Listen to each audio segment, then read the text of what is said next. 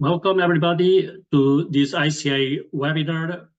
Today is a special day or a special week because it's the week of the World Day of Audiovisual Heritage. Every 27th October since 2005, we commemorate this day because UNESCO decided that it was important to focus on audiovisual heritage in order to raise the awareness of the importance of this heritage, to preserve this, because we all have audiovisual content in our archives, and it's essential to understand the 19th and the 20th century. So it was good to be aware of the difficulties to preserve these materials, and to start working and focusing on this.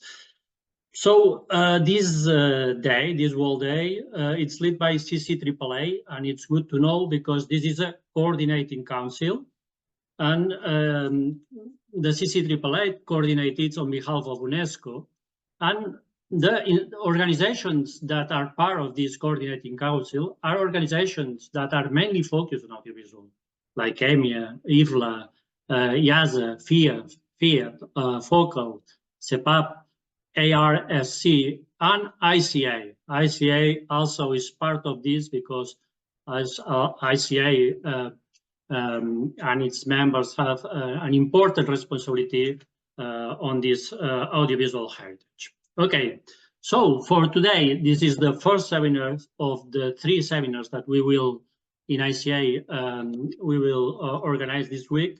In this first seminar, we will focus on a theme that is photography preservation. We know that photography is very sensitive, and when you archive photographs, there is plenty of challenges. But the first thing is to understand the objects. To be able to analyze the morphology of the objects, because there is a big diversity on the photographic objects. So if we need to preserve these objects, to treat, to manage collections, it's important to understand these photographs. And that's why that we decided to invite the authors of Lingua Franca from the institution's Library and Archives Canada, because they have created an amazing resource that it's so useful for all of us. And this resource, it's called Lingua Franca, a common language for conservators of photographic materials. And it was created in 2017, translated English, French, Spanish, now in Portuguese. The authors will tell about this. So we invited Tania Passafiume and Tom Thompson from LAC. They will explain Lingua Franca. First of all, we are very pleased they accepted, so thank you very much, both of them.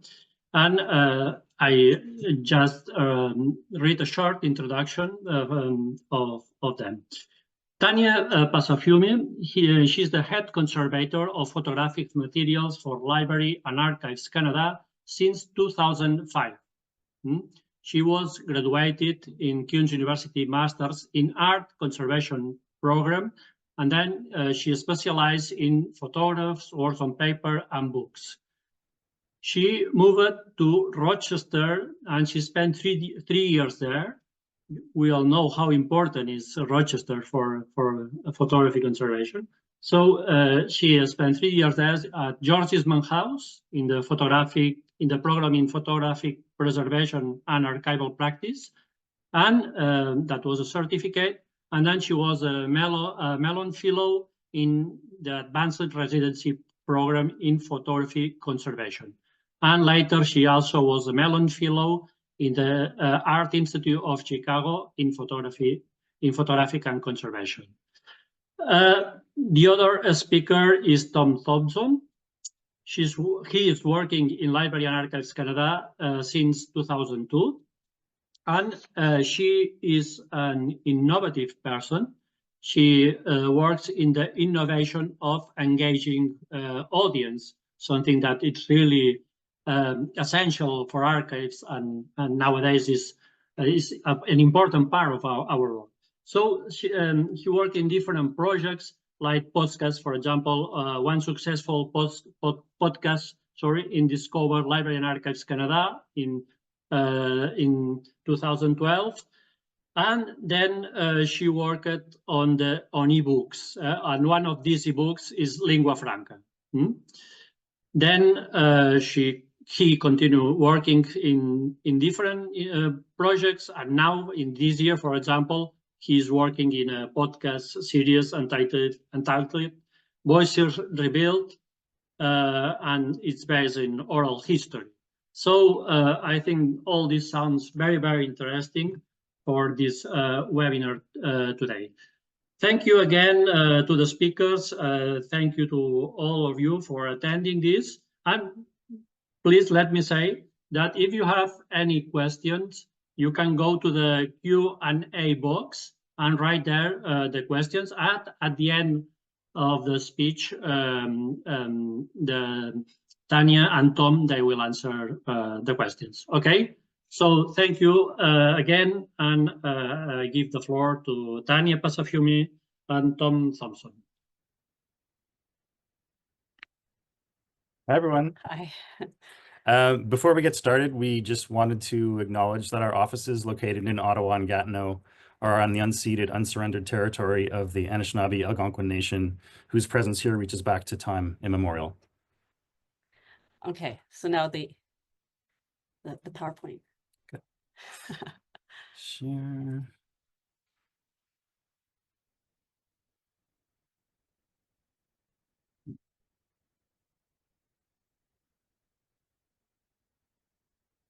All right. All right, so Lingua Franca, common language for conservators of photographic materials. You can change that. Sorry. So this was made by Inishai. It was really Tom and I, and Jill was the lead archivist, who's now retired, but she helped immensely with this project as well. Next. Mm-hmm. Let me get rid of these. So the origins, a little story about how it started in 2016. Do you want to start the story? Sure. Yeah, so I was actually getting interested in developing apps. I was kind of interested in taking archival material and making it to sort of more of an immersive, interactive format.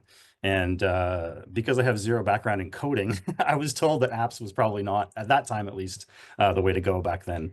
But a friend of mine suggested that I look into enhanced ebooks as a way to share this kind of content. And I quickly went to my Mac and I discovered it had a great program called iBooks Author on it, which is a fully interactive platform where you could sort of bring some of these amazing collections that I was seeing to life. So. And so, well, then we had lunch. We were colleagues, and Tom's like, let's have lunch. We don't work in the same buildings anymore. And so we had lunch, and he was telling me he had this great idea. He wanted to start this thing called ebooks. I had no idea what ebooks were. And he was explaining how great how many things you can do with it, how exciting it was. And he just said to me, but I don't have any content. And I said, I got content. Because at that point, I had worked in the States, I was up here in Canada, and I had noticed that everywhere you work, everyone has different terminology for especially conservation terms. And I wanted to kind of use those terms, kind of capture all the terms and just figure out this common terminology. So that's kind of where it started. We also reached out to the Atelier. I don't know if we can change the slide. Oh, yep. I'm trying to minimize this, but I can't get it. It's okay. Oh, okay. So we branched out, but before I talk about that, I should say, okay, it's a little confusing. So there's two ebooks. There's one, it's English, a main English ebook with French and Spanish and Portuguese pop-ups. And then there's a French ebook, exactly the same thing, with English, Spanish, and Portuguese pop-ups. So when you find them on the Apple Store, there's actually two. And they're all the same. It just depends how you want the main interface to look like. Thanks. Yes. So what it was, this book, it started was we have 6 chapters talking about processes, conservation issues, treatment options, preventive care, technical studies, and provenance. And I have to say, this is really a starter. It doesn't show all the processes. It doesn't show all the kind of care you should take or all the treatment options. It's just kind of a little project that kind of grew and grew and grew. And right now it's at its peak at the moment. But also we wanted to showcase LAC Library Archives, beautiful images. We have only 26 million photographs. So we've dug around and we found beautiful images. So we also wanted to show our photographs. Also, we have a blog and we have a Flickr account and we have, what else? We have videos and podcasts. And so we also wanted to highlight those as well. And so this was such a great interactive venue to use that. And then we also have, we have PDFs that show different ways of doing things. And we'll show you that. Thanks. So the first edition, it was June in 2017, and we had collaborated with the Atelier de Restauration de Conservation de Photographie de la Ville de Paris. And with them, they added content with us and images with us. And we have links to the podcast, the blogs, the Flickr, and the YouTube videos, like I mentioned.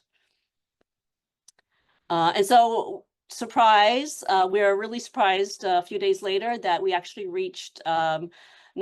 Oh, you're supposed to talk about that. Sorry. Yeah, well, we were pleasantly surprised that the ebook went to the #1 and 2 positions in the top free photo books on, at the time, iTunes, now Apple Books. And it reached #4 and #6 in the whole of arts and entertainment as well, which was pretty exciting for us that our nerdy little niche book had reached this level. Yeah, we were really surprised and we were really happy that people were found it so suddenly and they were using it, which we were really, really happy about that. Yeah.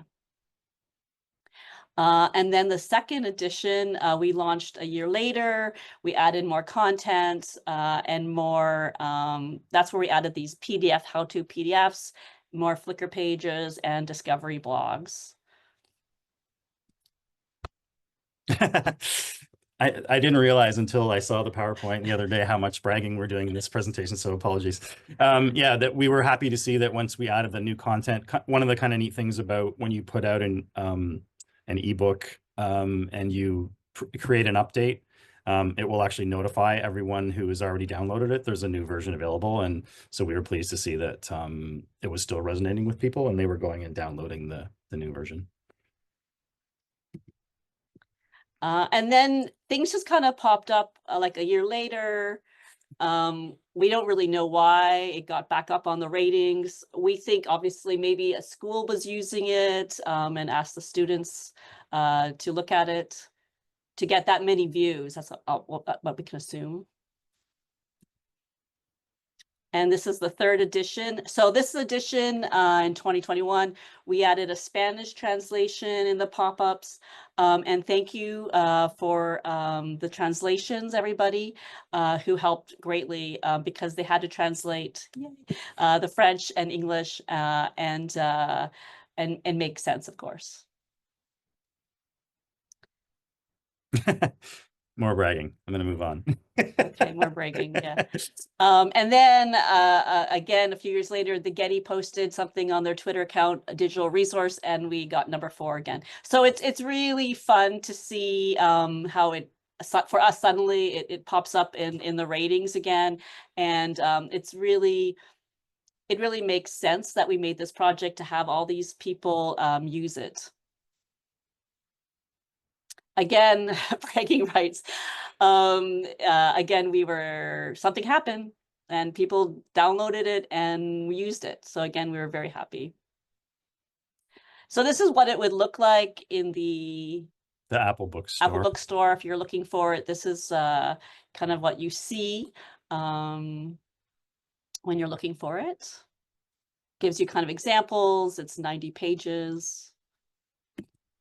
So these are some of the reviews. People are really happy with the book over the years, and they've really enjoyed it. And so it's really great feedback for us for all that work that it's paying off even years later.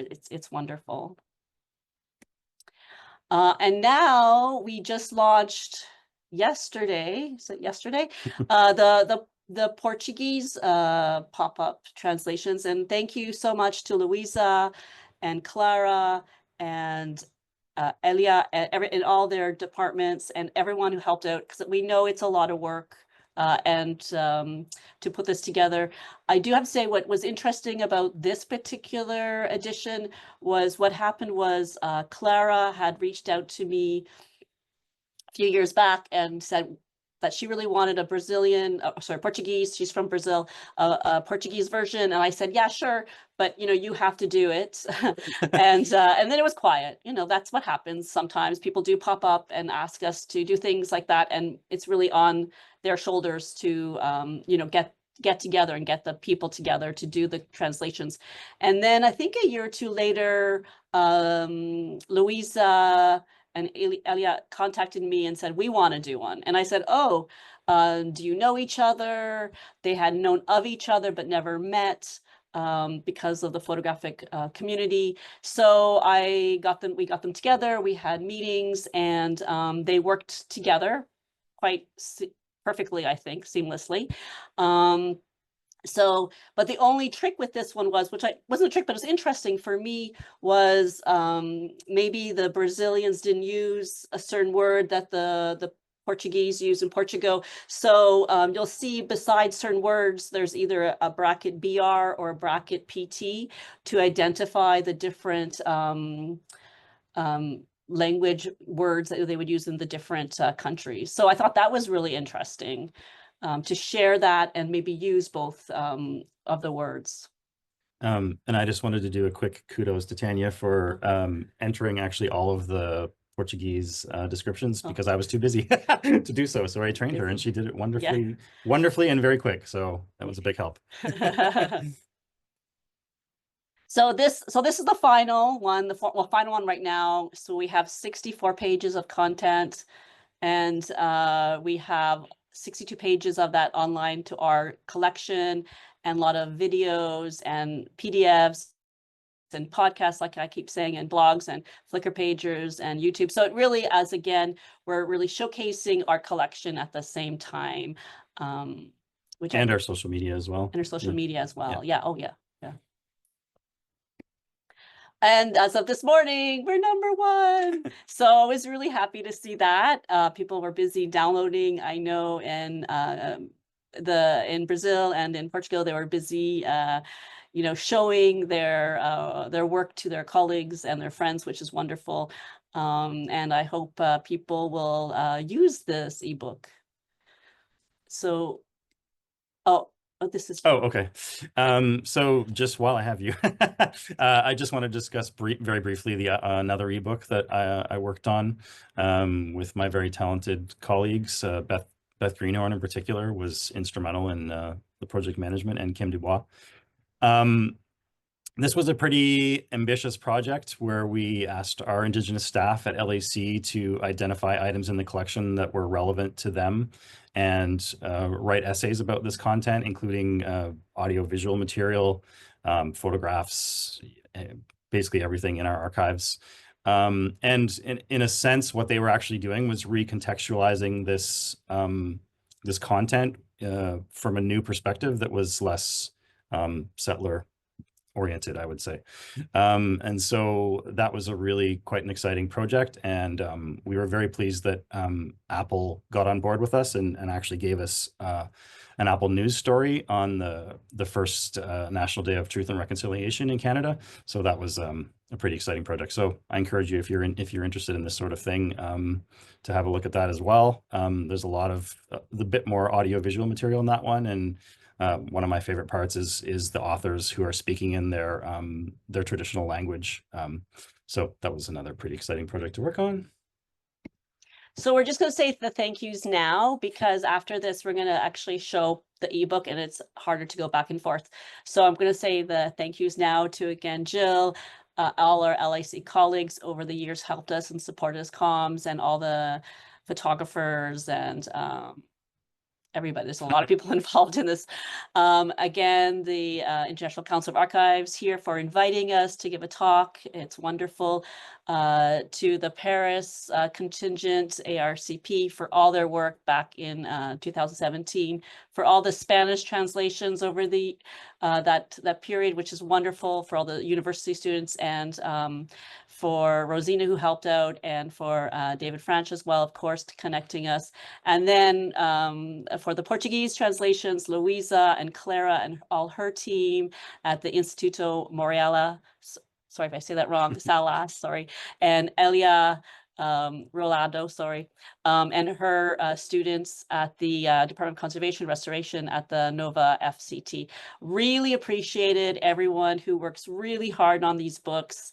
I think it's a wonderful team, how we find people, people find us, and it's been really fun. We learn a lot.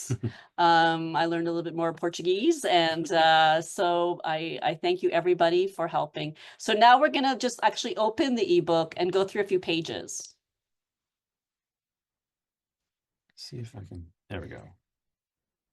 Let's move this.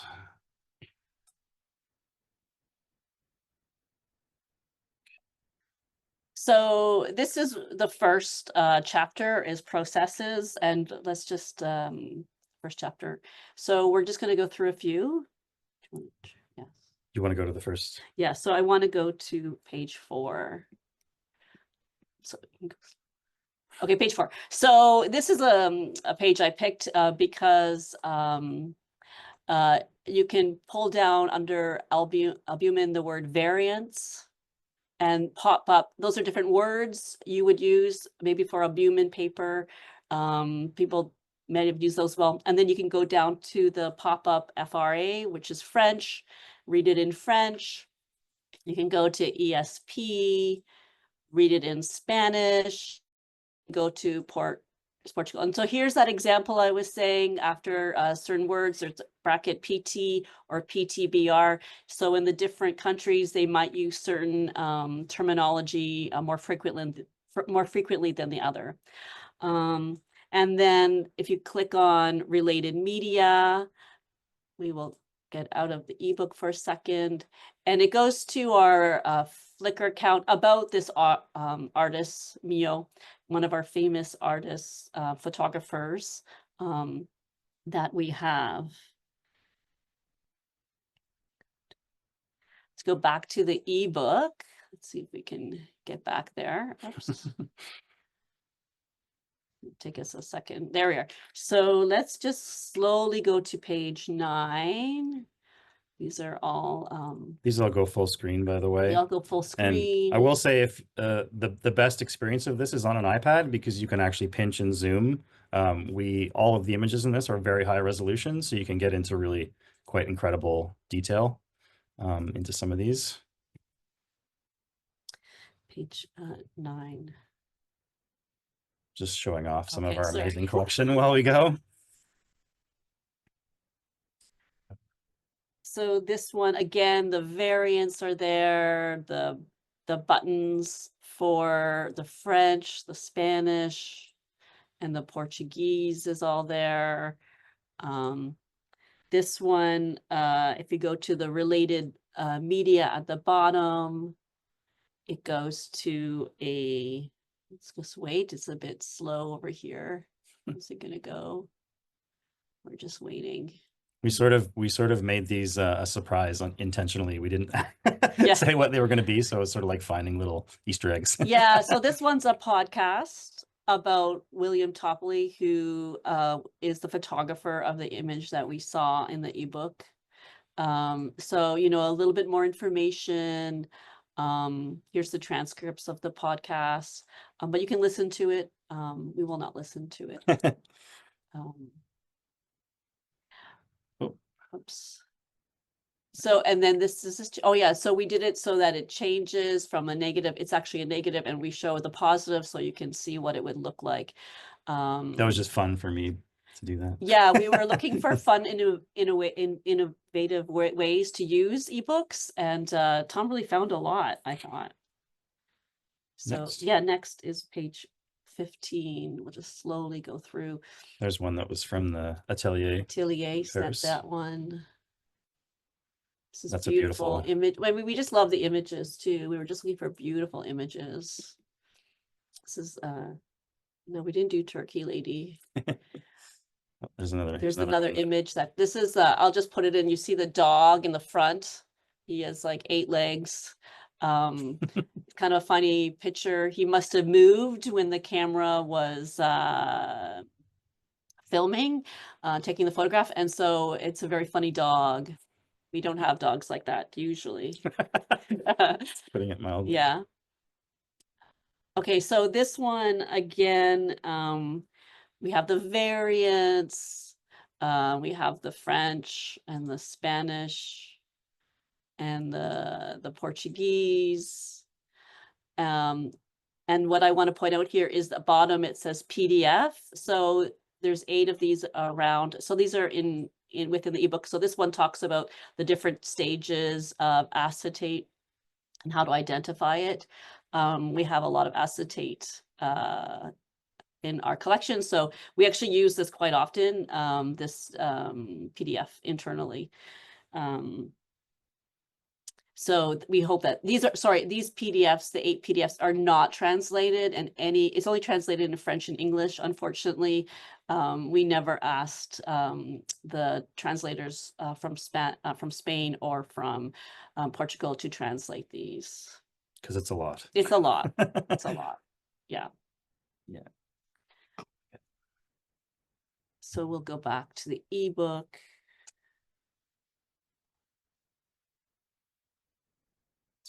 We're going to go the next chapter. Oh, it says condition issues. We're going to go to page 29 eventually. I'll just show some of these zooms. Zooms in. You can get really in if you had an ebook. Oh yeah, look at the amazing detail of Sir John A. there. And you can see, sorry, there's no variance in some of the words. You know, we don't up here. There's no variance in English, maybe there'll be in other languages. It just some things that come up or not come up. Just beautiful images. Top of our Parliament building, and 29.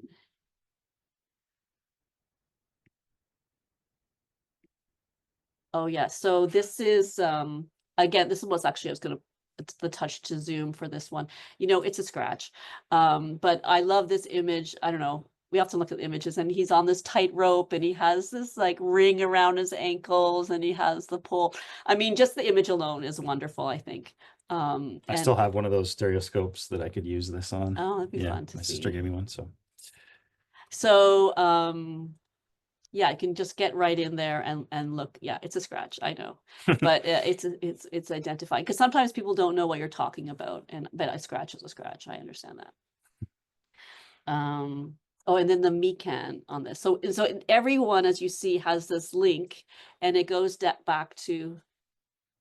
Is that going to work? Seems like no.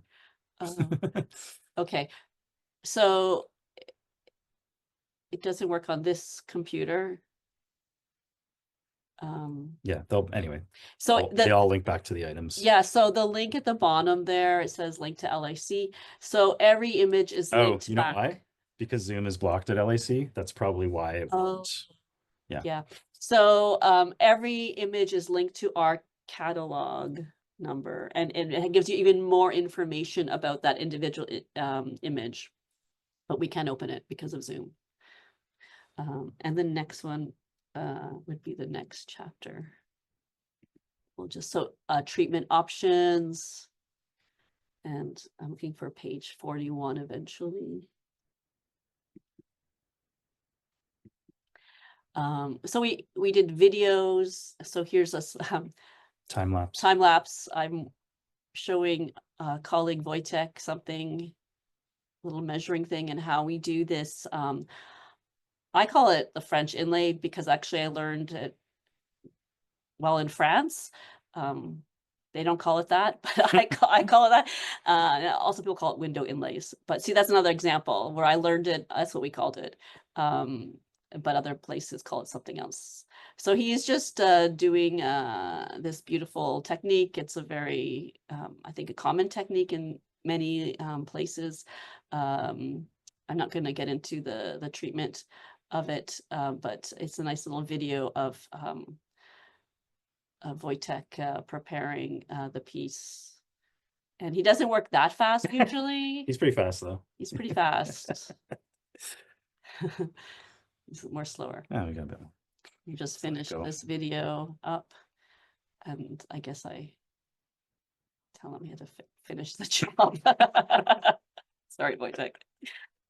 And there it is. It's beautiful there. And again, it has the link and it has variants. See, the French inlay. That's what I call it, French inlay. And then what did they call it in Portuguese? There you go. Passepartout. Okay, they speak it in a French version. Okay, so it's interesting. What does France say? Oh, preventive. Okay, good to know. In Spanish, passport. Okay, so it's interesting. Okay, sorry, I'm just interested. And then we'll slip to the next chapter if we have time. Preventive care. This is actually where we are right now. This is our building. This is where conservation, the magic happens at LAC. We want to go to page 51. Yeah. So we want to go to the related media on this one. It goes to a YouTube. Ever wonder where a library in Archives Canada stores, protects, preserves, and maintains Canada's diverse, vast, and rich documentary heritage? Several centuries old, this collective memory has a monetary value of billions of dollars and a heritage value that is priceless. Once dubbed a modern temple of memory, So you can watch, there's other videos within the ebook, but this is one just promoting our building. And then the next page, 52. Oh, this is a lovely, so we have a nitrate facility, not downtown Ottawa. And our colleague Carla was working out there for a year or two once, and there was a deer, a deer. So she captured the deer. We just love this image. So anyways, and here's another way of showing our ebook with these little like kind of silhouettes. I don't know what you call that, little thumbnails where you can see inside the buildings, some signage in the building. And this, again, a beautiful shot that Carla took one night leaving work. Probably this time of year. Probably this time of year, yeah. So again, and then the related media is interesting. And this one goes to a blog that our colleague Lisa Hennessy wrote about the building and about how they put the motion picture and negatives, how they figured out how to make the vaults, what sizes, and how to do the shelving, because it's by weight because of the problems with nitrate. 5 out of 5, look at that. And then let's go back to the ebook. Let's go to page 59. This is one of our typical vaults. This is actually the photo vault. This is a cold, one of our cold storage vaults that we have. Those are fun. You have to, I've been in them a couple times. You have to put on a giant coat to go in there. Parkas. We wear giant parkas that are too big for us. Which is interesting when it's 30 degrees outside and then you go in and put on your parka. I don't go there in the summer. Yeah, 50, what did I say? 59. And again, another vault we have.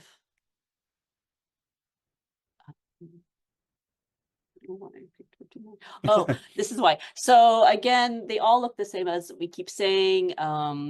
there's the French, Spanish, Portuguese, related media, which this one goes to a blog about the Mountain Legacy project. It's a project we have with this other group where they look at our negatives and they go out to the exact same spot and re-photograph the place, and they're looking how the land has changed. So it's a really interesting. They were just here, I guess this year. I just saw them. They don't come every year, so they come in. They take a lot of photographs, and then they go do their business. So it's an interesting project we have, and then there's the PDF for this one. People often ask me how we store our glass plates or autochromes. And so this is just like a little, like what we have, they're pre-made. Anyways, I just always send this to people to give them idea, because we have thousands of glass plates stored in our vaults. And so this is how we keep them safe. So again, just more information of how we do things. And back to the, Sorry, just taking okay. a moment here. Oh yeah, and then this one we have a credit. Can we go on that link? The credit to the Mountain Legacy project. Is it working today? That was that part's not working. It's their website, not ours. So it's very interesting. You click on and see what they're working on. It's actually quite an interesting project. So we linked it in our ebook because they work so hard and close with us on this project. Is it working? Oh yeah, so yeah, cool. There's like an older photograph. Usually they're, and I guess they didn't. Yeah, they did. Okay.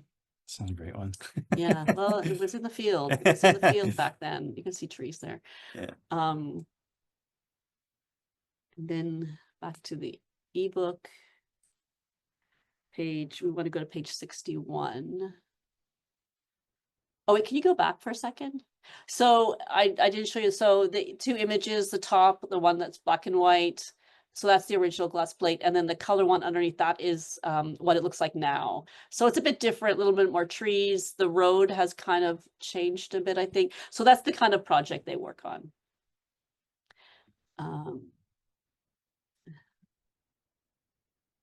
61. Okay, yeah. So again, what I want to just point out here is that we have these, we're kind of going back and forth in some of the pages. So here we're talking about plastics. It brings you to the plastic enclosures. And did it go back? It's on 61 anyways. Usually. It usually has a thing to go back. But so it's nice in all the pop-ups, they have that as well. So you can easily go back and forth and do your research then. And then in this one, yeah, just, I mean, we have thousands of things. And this is one, if you're on an iPad, you can really get a lot of detail on all of these images. Mm-hmm. If we go to related media, it's going to let us do it. Yeah, so then it's like a famous image page they have, or we have, and so it's in there, and it'll tell you more about the pieces and why they're kind of fun pictures that we have. Yeah, these are some of the ones that have received the most downloads on our Flickr albums. Just 2 more chapters Like left. that. It's amazing.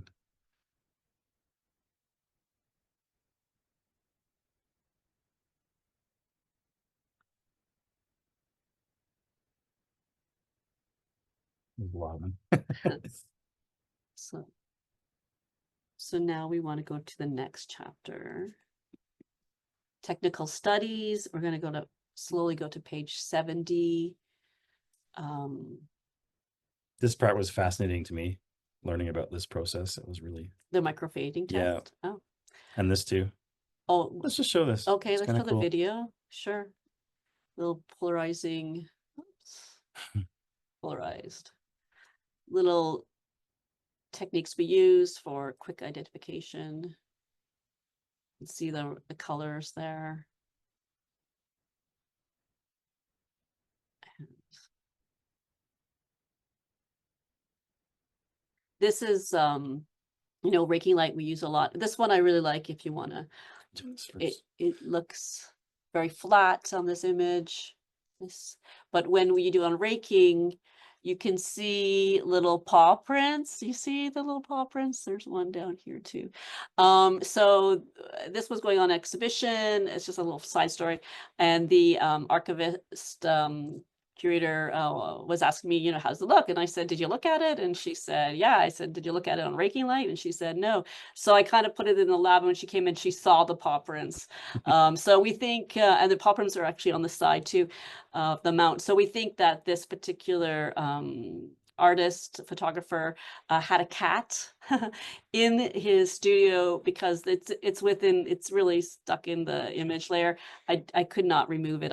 We decided to leave it actually. It wasn't, as you see, you can't see it when it's flat with lighting on vertical. So we left it, but it's kind of a fun thing that you can see with raking light, and we thought we'd kind of show it here. I think in the related media, I think there's something. Oh yeah, I talk about it here, I think. Yeah, I talk about finding this. I mean, finding it, you know, just seeing it, I should say. Oh, and this is highlighting the exhibition that was. Yeah, it's hiding. It was an exhibition. And it's the same image. I go and I talk about fingerprints and other things, and that dog, like that. I think I took that picture. Yeah, you took that picture, Tom. And the next page is 71. The next one, I just really like this image because it's fluorescent. You can see the paper fluorescing under UV light. So it's kind of nice to showcase that because it's kind of hard to see. Obviously, it's very hard sometimes to see in the naked eye, sorry. And then again, it has all the links. It has French, Spanish, Portuguese, related media. Everything is the same in that way. And then for the last one, the last chapter, it's on provenance. I want to go to page 79. Touch to zoom. Yeah, you can see the plate mark, which is amazing. You usually need to see that under a loop.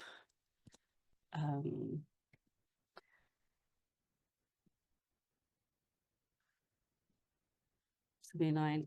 Oh, this again, touch to zoom. Always do the same thing. So again, you can see something really great with this product. Kind of zoom right in. If you just want to finish it off. Sure.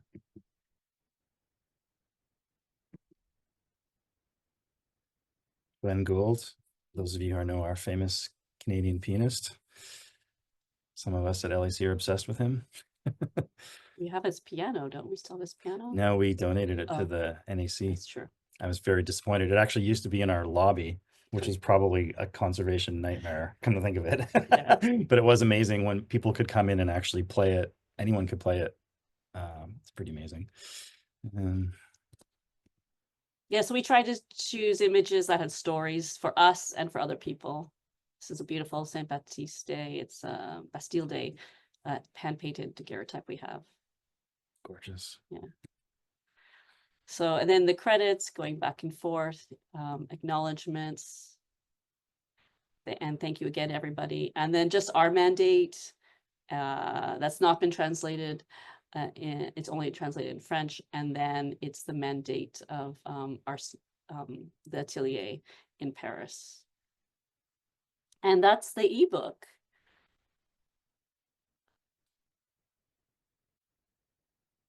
So I don't know if we want to take questions now.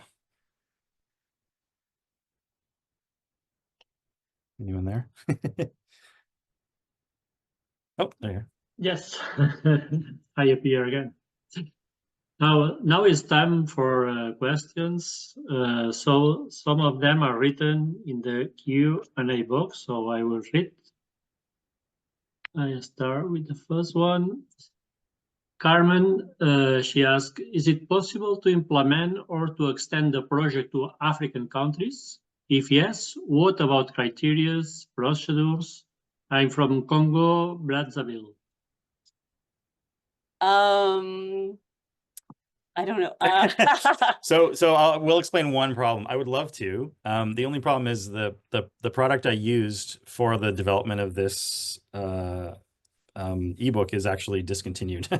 So Apple no longer supports iBooks Illustrator. So we're basically working on an old copy on an old computer. And when that dies, we probably won't have access to the program anymore. So it's a bit of a race against time, unfortunately. It's a race against time. And there actually are other companies who seem to have tried to fill the void left when iBooks Author left the field. Kodabi is the product that seems to be most aligned with this similar functionality of what you see in the iBooks Author version. So it's a bit, I would love to. It's a bit tenuous, and we'd have to find the time. But yeah, let's talk. Yeah, reach out. I mean, we don't do the translations, right? We're not doing that. We can't do that, obviously. And we don't financially support it. So you have to find your own finance to do your own translations. So that kind of, I think, weighs on people a little bit. And, timelines too, time of it, it's kind of a tricky situation right now. So faster translations, I don't know what to say. Anyways, reach out to us. You never know. It's worth talking about, for sure. Okay, so the next question is from an anonymous. It says, great work, folks. Is there any plans for this ebook and the translations be available in other ebook platforms or negative? Sorry, the message moved. The translations this ebook and the translations be available in other ebook platforms or formats, or it will always be proprietary to Apple Books app? Yeah, so great question. When we put out the first version, we actually had a PDF. We created a PDF version of the ebook, so that's still available on our website. However, none of the additional content that ended up, all of the new translations never went in there, simply because we weren't supported by the institution to do that, essentially. So yeah, so the PDF online on our website is just an English version or a French version with links. There's no pop-ups, there's no interactivity, and yeah, we never included, like Tom said, the Spanish or the Portuguese pop-ups to the PDF HTML because we couldn't. Like, it just wasn't variable. So that's why we're kind of not stuck, but I mean, it's lovely. The product is lovely on the ebook. And I'll just say another thing. When we did the Nations to Nations book that I discussed, the other ebook that I worked on, we actually did borrow the assistance of a wonderful colleague, Eric Minot, who created an EPUB version of the book that's also available just as an HTML page. It was an enormous amount of work for him to do.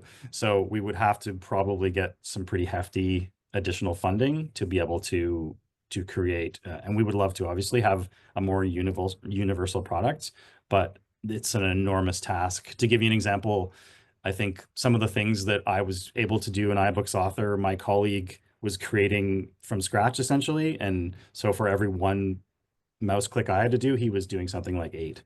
So yeah, I mean, I would love to, but there's financial and resource issues there.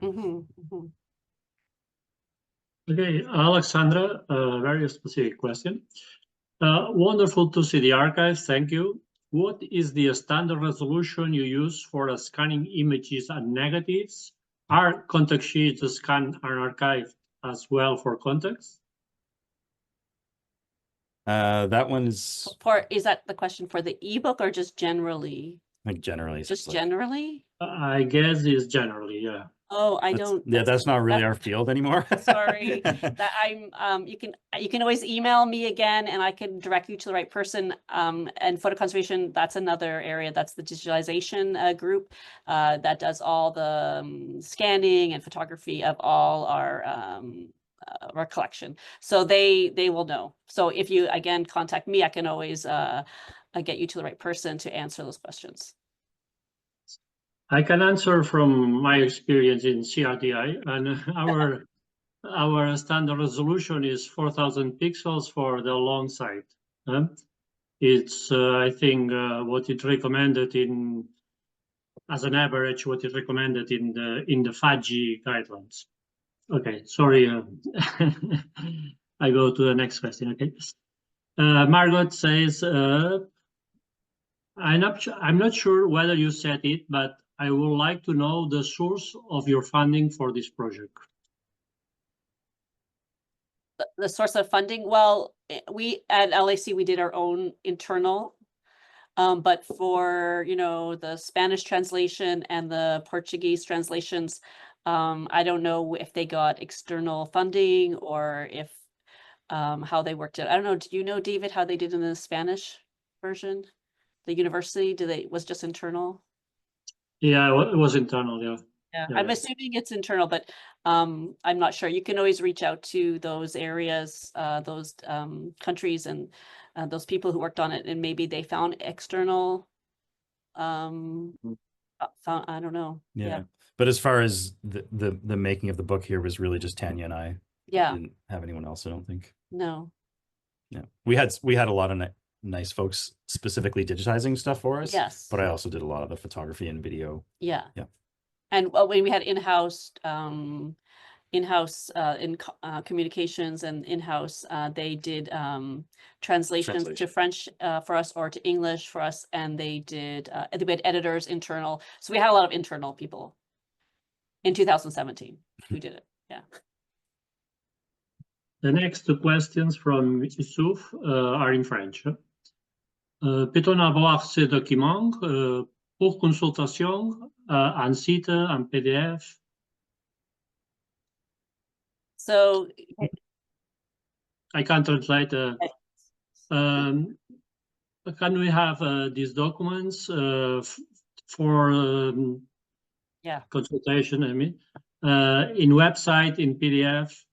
Yeah, it's on our website. It's in the PDF, but again, yeah, it's only French and English, right? So that would be okay. But again, not the interactive aspect. Okay. Next from Saroja, in SLNA, we have some glass negatives. Could you please upload the process for preserving and conserving glass negatives? If you could let us know some literature on this subject, it's greatly appreciated. Yeah, I don't, in the ebook, we're not specifically talking about specific treatments. It's not part of the ebook. The ebook was just really for terminology. And so a lot of times we learn with each other or as conservators at other institutions or at workshops. So I'm not comfortable giving out information such as that, but there are a lot of literature out there if you Google how to conserve glass plates. Okay, the last 4 questions. One, another anonymous. Which international other standard do you use for preservation? Ornella, sorry. There is a name at the end. You mean like the ISO stand, like Well, the question is if you use other international standards for preservation.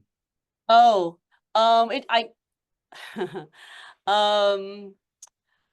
what do we use? Again, we have a big discussion. I'm not the only one who makes the final call. We use, I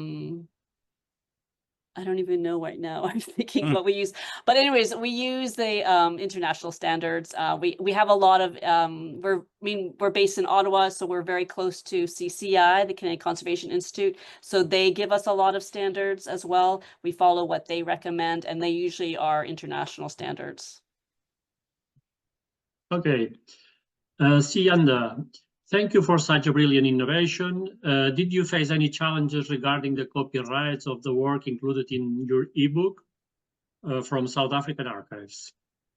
That's an interesting question. So one of the rules when Tom told me about it is do not Do not choose recent photographs. Yeah, so we don't do copyright, but the RCP, the Paris group did submit one image that was copyrighted, and so we have copyright team here, and so they dealt with it.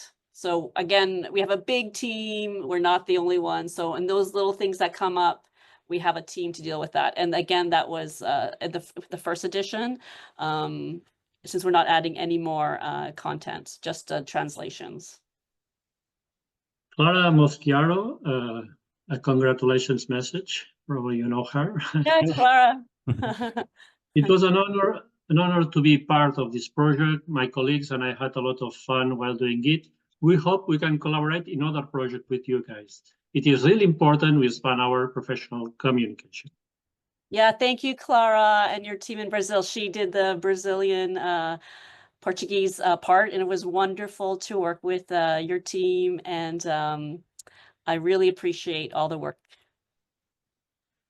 Okay, now we have the last 3 messages. We have 3 minutes, so we have 1 minute for message. Carmen, can you be available to advise or to assist other people in that field? For ebooks, to make an ebook, or for conservation? I guess conservation. We can, it's a little difficult, but yes, of course, you can always contact me. Yeah. Okay, you know Carmen, contact Tania. Yeah. She's always very kind. Another message, how have you been dealing with terminology more contemporary photographic processes? Yeah, that's a big issue, as you know, with digital photography. We're not, LAC does not collect a lot of digital photographs. I mean, we do, but we have it's pretty much standardized that the archivists have chosen. So it doesn't come in the labs that much because they're obviously purchasing in their excellent condition. So I'm not involved in that at the moment, but it is a huge issue, and I agree, it's a huge issue. Okay, so there are no more questions. Thank you very much. You answer all of them. Thank you also for this so nice presentation. And I think it makes evident that there is a lot of knowledge there. You have an experience there. You have 26 million photographs. That's only. It's approximately and only. It's approximately. Yeah, we're the largest in, I should say, in North America, because in the States, because we are the National Library and the National Archives together, and the States are separate. So we're together, so that's why we have so many. But it's only 26 million, you know. Okay. So, as I said, you have an experience and knowledge in this lingua franca. I think we realize that we have an amazing resource and that will be very useful for archives around the world. We know this from many years, and I see that you are improving it every time. So it's really good news to be aware of this resource. So thanks again. Thank you everybody for attending this webinar. And if you still are interested in more themes related to audiovisual, remember that tomorrow ICA also organize a webinar, in this case related to 3D. Okay, have a nice day, evening, whatever, and see you tomorrow. Goodbye. Thanks so much.